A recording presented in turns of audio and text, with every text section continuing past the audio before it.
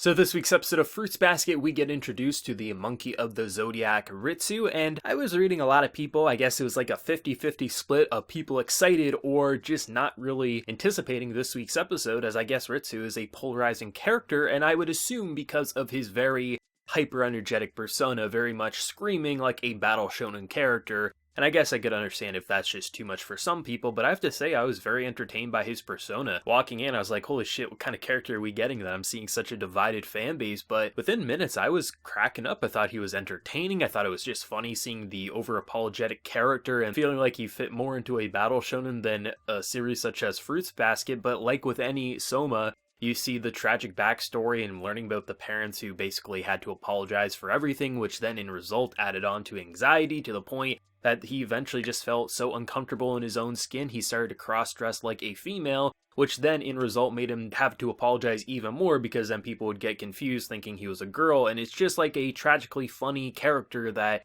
is more tragic than anything, but I enjoyed the persona quite a bit. I do want to say, I honestly feel like for all the tragic characters we see in this series, I kind of want to say Shigeru's editor might be the most just destroyed character within Fruits Basket. Like, I can understand if some of the edgy humor to her character of wanting to kill herself every time it just doesn't go her way isn't for you. I find it funny myself, but kind of with Ritsu's over-exaggerated persona, I could understand if just it's not something you enjoy.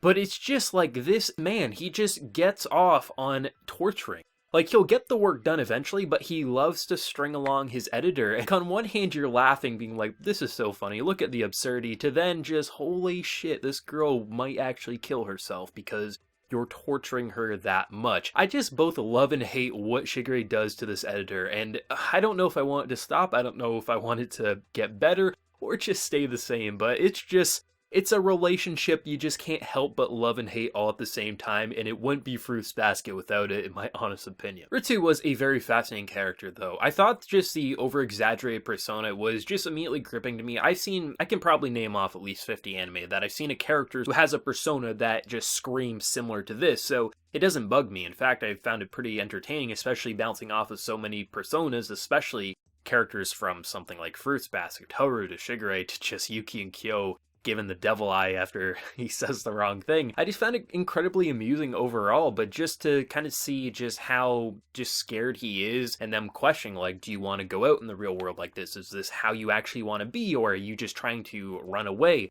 It's interesting how this character feels so worthless, and similar to Tohru, who also feels worthless, as her original kind of drive and reason to be a part of this world was her mother, and now her mother is completely gone from her life, so now she's searching for her reason to live. And I really like what Fruits Basket does, where it says messages that a lot of stories, and hell, people in real life really stray away from. There's so much things with depression. Oh, why don't you just stop being depressed? Or, hey, why don't you just love yourself? You can't love others unless you love yourself. There's so many bullshit advices that people will give you throughout life that are just completely wrong and not what a person needs to hear. But Fruits Basket will go the route of saying, like, okay, you're so depressed that you're willing to die, but you're too scared to die, and you just feel like a coward. It's fine to be afraid. It's fine to think that you don't have self-worth. Someday, there will be someone, maybe something, maybe you'll just be yourself. You'll find that reason you were born into that world, and it will make all that pain worth it. That is a message you don't get to see too often. A lot of times with characters such as Ritsu, Tohru, hell, any of the characters who are depressed in this series, it's like, love yourself, you'll figure out the answer. It's a lot of bullshit, and if anyone's been in this situation, you're like, that's not what people want to hear, just love yourself. How are you supposed to love yourself if you hate yourself? It just doesn't make sense, but of course, I guess for someone who's happy, it makes sense from their point of view. And I love how just what Tohru says in this episode and was able to save someone who we were laughing at, but then feeling like, holy shit, this is a character who hates himself so much because he just feels so afraid. And then there's someone who's saying it's fine to feel this way, but like me, I'm searching for that person too. I'm searching for someone that makes my existence worth something, and maybe it'll be a person, maybe it'll be a job. There'll be something in your life that eventually, if you just hold on, it'll make it all better. And I really like that, especially because you have this interesting formula that Fruits Basket uses, where there will usually be something that's holding a character down, and whether it be Tohru or another, they'll have something that mirrors it, and they'll be able to give words of advice to help them push onto a better path. And what I love with this episode is you get that between Tohru as well as Ritsu, but then, before the episode ends, you get the kind of bonding moment between Ritsu and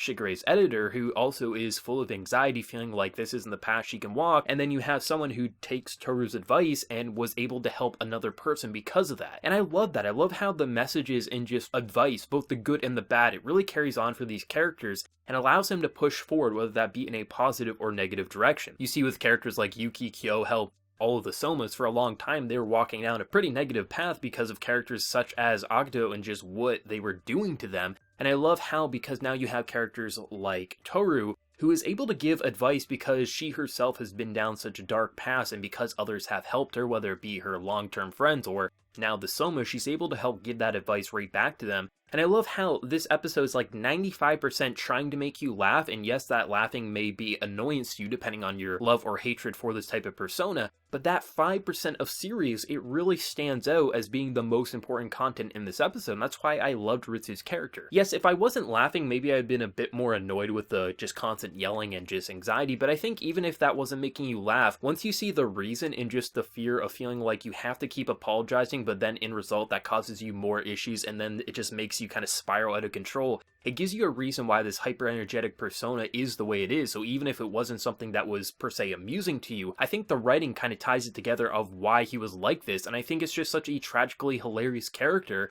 that I can't help but love. Really, there isn't a bad character in Fruits Basket. I still stand by, I think I said it last week, the only characters in Fruits Basket who I think I don't like are the people who try to continuously pick on Tohru at school, but then her friends will give them evil eyes and they'll run away. Like, besides that, I think every character has just such an interesting, complex nature to them, where they both have positives and negatives, and because of all the characters, it's not necessarily just Tohru. She's kind of like the beacon of light in this series, but it's not just them, it's all these characters. Like, if it wasn't for the editor at the end, you know, he would have been walking down a path alone for the most part, unless he went over to their home, but now he has a friend in them. And I just love how this series can talk about so many different themes, but in such a realistic way that is also a very harsh way to say things. There's just topics that they bring up, and I think my favorite topic was with, like, last week about how can you love yourself if you hate yourself? Find someone to love and then they'll help you. It's just such a very real message, and it's something a lot of people in general stray away from, and they try to give you just advice that does more harm than good.